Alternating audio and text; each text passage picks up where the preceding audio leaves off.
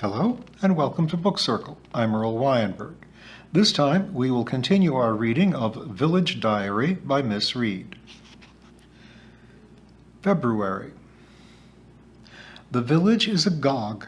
The engagement has been announced in the Times and the Daily Telegraph of John Parr, our Miss Parr's nephew, who now owns her house here in Fairacre. His bride, unfortunately, is not to be a Fairacre girl. What a wedding that would have been at St. Patrick's, but lives somewhere in Westmoreland. Mrs. Pringle is somewhat disapproving this morning. Young enough to be his daughter, man of his age, 50-odd, with one foot in the grave, as you might say, to enter into holy wedlock with a kittenish bit like that, don't seem respectable to me. A decent body, much the same age now, why, that's quite a different kettle of fish. I said as much to Mr. Willett. Which reminds me, that schoolmaster what lives on top of Mr. Parr was in the post office yesterday. Looks lonely to me. We are all anxious to read about the engagement in the real paper, the Caxley Chronicle, where we are bound to learn more details. For anyone in the news who has the remotest connection with Caxley or its environs must expect to face a detailed account of himself in the local paper. In John Parr's case, I think there will be some shortage of material, as he has lived almost all his 50 years in Hendon, only visiting his aunt in Fairacre as a child until he took over her property recently. Still, it's a challenge to the paper, and I shall look forward to next Tuesday when it appears as keenly as the rest of the village. This avid interest of the countryman in his neighbors is a most vital part of country living, and is the cause of both pleasure and annoyance. I suppose it springs from the common and pressing need for a story. Books supply the panacea to this fever for those who read, but for the people who find reading distasteful or are too sleepy after a day's work in the open air to bother with books, then this living drama, which unfolds day by day, constitutes one long enthralling series with subplots, digressions, flashbacks, and many delicious aspects of the same incident as seen through various watchers' eyes.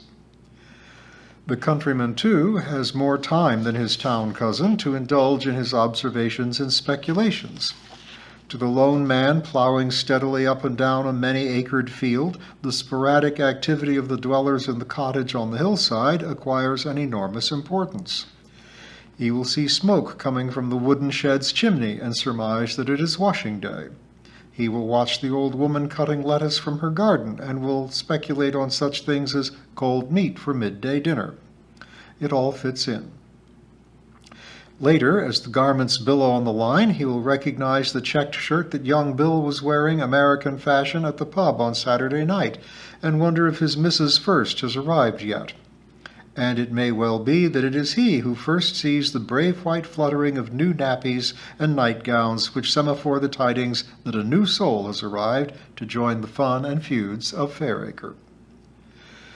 Of course, it is irritating at times to find that all one's personal affairs are an open book to the village, but personally I have two ways of mitigating the nuisance. The first is to face the fact that one has no real private life in a village, and so it is absolutely necessary to comport oneself as if in the public gaze the whole time. The second is to let people know a certain amount of one's business so that their minds have a nice little quid, as it were, to chew on. There is then a sporting chance that any really private business may be overlooked. On no account in a village can one begin a sentence with, "Don't let it go any further, but..."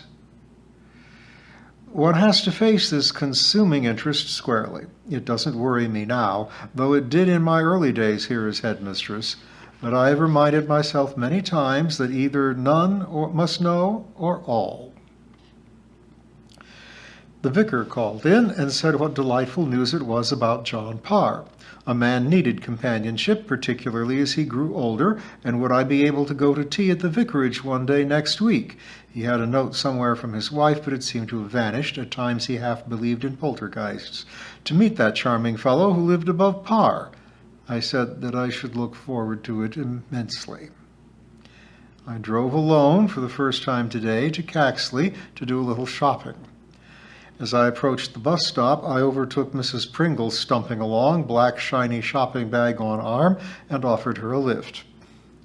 Most likely flying in the face of Providence, she remarked morosely as she settled her bulk beside me.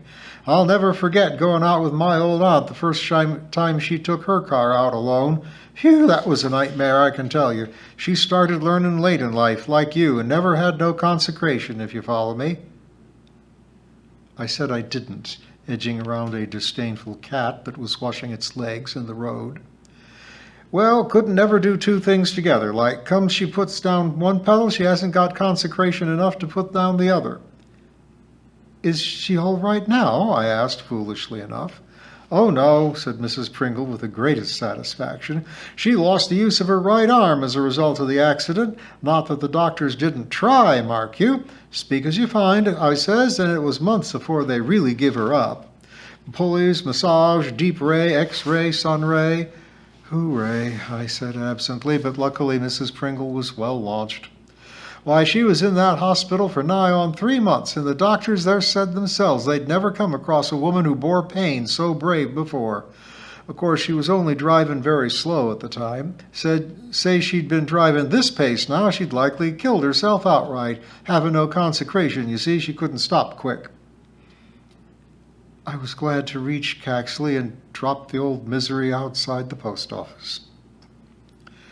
I bought a very dashing pair of tan shoes, which cost far more than I can really afford, but I consoled myself with the thought that February is a short month, a specious piece of reasoning which I shall not delve into. I also managed to get a new book from the library, much praised by the critics. I felt rather wobbly on the drive home, probably lack of consecration, and so horribly tired this evening that I went to bed early with hot milk and the book. I spent most of Sunday in bed with what I can only think is a particularly unpleasant flu germ. My only nourishment was 4 oranges and about a gallon of lemon water, the thought of anything else anathema. The book, of which I had read such glowing reports, I hurled from my bed of pain around 11 a.m. when the heroine, as unpleasant an infomaniac as it has been my misfortune to come across, hopped into the 7th man's bed under the delusion that this would finally make her A, happy, B, noble and altruistic, and C, interesting to her readers. Could have told the wretched creature by page 6 that, spinster though I am, this is not the recipe for contentment. I am heartily sick of books from Caxley Library, all termed powerful by their reviewers, and in future I shall steer clear of any and all with this label, which give the suffering reader a detailed account of the bodily functions of their main characters. If the author has such a paucity of ideas that he must pad out his 300 pages with reiterated comments on his hero's digestive, alimentary, and productive systems, I am sorry for him, but I don't see why he should be encouraged. To have a heroine who does nothing but climb regularly every 30 pages from one bed into another is, to my mind, not only inartistic, it is worse. It is tedious. I spent the evening huddled over the fire, refreshing myself mentally with The Diary of a Country Parson, and physically with sips of lemon water. On opening the larder door, I nearly had a relapse by being faced with a leering joint of fatty beef, some cold-cooked sausages embedded in grease, and a pot of cod liver oil and malt. Retired early to bed and felt the greatest sympathy for James Woodford, who found mince pie rose oft, sometimes in the 1790s. I lay awake for several hours and noticed, not for the first time, how peculiarly significant inanimate objects, such as chairs and tables, become when one's energy is low. It is almost as though they have some life of their own, a silent, immobile, waiting one, rather sinister, as though they were saying, yes, we were here before you came, and we'll still be here standing and watching when you, poor ephemeral creature, have gone. I suppose the logical reason is that all these things are used and taken for granted and hardly noticed as one bustles about with all sorts of plans to occupy one's mind. But when illness comes, then one becomes conscious of their presence and imbues them with more power than is really theirs. I had worked out this interesting theory at about 2 a.m. and was toying with the idea of writing a letter to the Caxley Chronicle about it, with rather a well-turned aside about the Roman lares and penates, when I must have dropped off. This has been Black Monday. The telephone rang at 8 a.m. and Mr. Annett, who sounded quite beside himself with worry, told me that Mrs. Annett had a high temperature and was too ill to come to school. "I'm so sorry," I said. "It's probably this ghastly flu." "Don't expect her this week at all," said her harassed husband. "I am insisting on her staying in bed for at least 3 days. She can't be too careful at a time like this." I should like to have asked Mr. Annett to explain this last remark. Did he mean I wondered that Mrs. Annett was expecting a child? Or did he mean simply that at this time of year one must take reasonable precautions?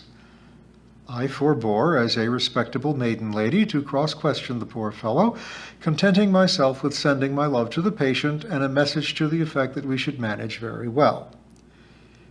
The distance from my house to the school is about 50 yards, but it seemed like half a mile to my shaky legs. Mrs. Pringle was nowhere to be seen, and the stoves were unlit. Luckily, they were laid and soon burnt up well, but the school was terribly cold. Jim Bryant brought a note from her, which read, "I'm laid by with gastric and a flare-up of my leg. The doctor is comin' today and will let you know what he say. Matches is hid behind bar soap on top shelf. Mr. Willett makes free otherwise. Hope you can manage, Mrs. Pringle." Only 10 of Mrs. Annett's children arrived, so that with my own I had a class of 29. Not too bad. Evidently this germ is fairly widespread in the village. I felt too wobbly to do much active teaching, and the children worked cheerfully enough from books, and the infants brought in their own number apparatus and reading books and got on very well. Dinner turned out to be neck of mutton stew and mashed potatoes, which I served out with much nausea and as little lingering as possible. Figs and custard completed this, to me, revolting meal, but the children returned again and again for helpings with true Fairacre appetites. Mr. Willett brought a message from Mrs. Pringle during the afternoon to the effect that Dr. Martin recommended a week off, maybe more, and that her niece, over to Springborn, would oblige while she was laid by. Mr. Willett, after looking sadly at me for a long time, said that I was looking a bit peaky to him, and suggested that I have a glass of stout and something substantial like a good thick wedge of pork pie for my supper. It was only the comforting support of the school fire guard at my back that kept me from collapsing at the dear soul's feet. Nevertheless, did manage to imbibe a glass of hot milk and 2 digestive biscuits before going to bed, and felt very much better. There appears to be no hope of getting a supply teacher while Mrs. Annett is away. Mrs. Finch Edwards is fully occupied with her young baby, and Miss Clare is nursing her sister, who is really very ill with this same wretched complaint. Luckily, in a day or two, I felt perfectly fit again, and as there are so many absentees, my class is not overwhelmingly large. The age range makes it rather difficult to choose a story that will interest them all, but the Amelia Ann books are proving a great standby. The Caxley Chronicle today carried an account of John Parr's engagement. As his fiancée is second cousin to a duke, the Caxley Chronicle has thrown poor John Parr to the lions with a casual who has always given generous support to the local branch of the League of Pity and concentrated on his bride-to-be's more glamorous connections. I foresee that Fairacre, and particularly Mrs. Pringle, will feel slighted. Mrs. Pringle's niece is doing her scatterbrained best to fill her aunt's place, but she is a sore trial. She has bright, rusty red locks, very erratically cut, with no parting, and the back view of her head resembles a particularly tousled floor mop. Her eyes are of that very light blue peculiar either to fanatics or feather-brained individuals, and her large mouth is curved in a constant mad grin. I don't mind admitting that I find her unnerving. She wears a long, mauve hand-knitted woolen frock, which has been sketchily washed and pegged by the hem so that it undulates in a remarkable fashion round her calves. While I was looking out our morning hymn before school, she dusted round me and kept up a febrile chatter, which I allowed to go in one ear and out the other. However, she caught my attention suddenly by saying proudly, "I've just had my third." I had heard something about one moral slip and had been inclined to take the usual tolerant village line that it was regrettable but might not be the girl's fault. When it comes to two, we villagers are not so sympathetic, and so when Miss Pringle announced her third to me, I probably looked as taken aback as I felt. "I said I just had my third," repeated the girl. I made no comment, and probably, sensing from my lack of enthusiasm that all was not quite well, she added apologetically, "I can't think how it happened." Amy rang up for a cozy chat last night just as I was going to bed. James had been called away on urgent business, unspecified, which would keep him engaged until Sunday. Amy said that he hated going and couldn't tell her much about it, as it was top-level and frightfully hush-hush. What top-level hush-hush stuff a director of a cosmetics firm meddles in is no affair of mine, but it doesn't stop me thinking. I told her about the flu and no supply teachers, quite innocently, and was amazed when she offered to come and help. I had to ring the education office to get official consent, but as Amy has excellent qualifications, she was welcomed with open arms in this plague-stricken time. She arrived in the luscious car, and I heard the children debating who it could belong to. "That must be an inspector, too posh for an ordinary teacher. Look at Miss Reed's car now.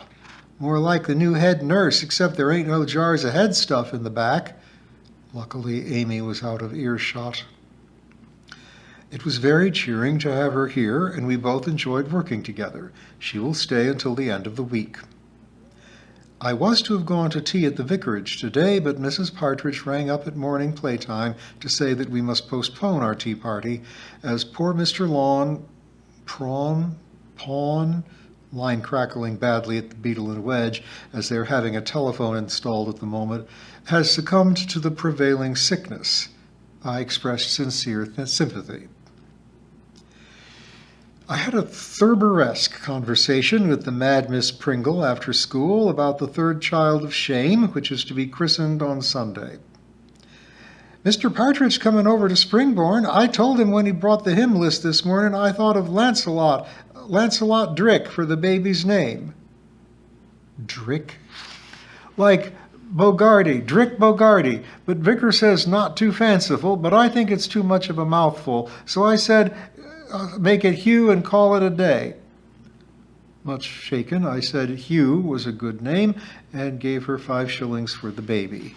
I have no doubt that it will buy a purple lipstick for its mother.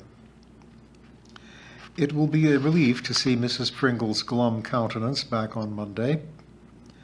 I drove to Caxley after school and met Mrs. Martin, our doctor's wife, coming out of Boots, and inquired after his health.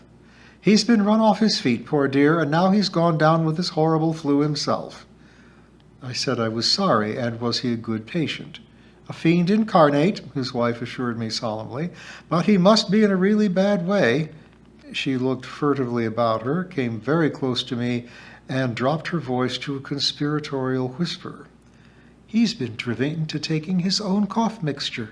That'll show you how bad he's been. He's just sent me in for a bottle from the Boots that doesn't quite taste so evil."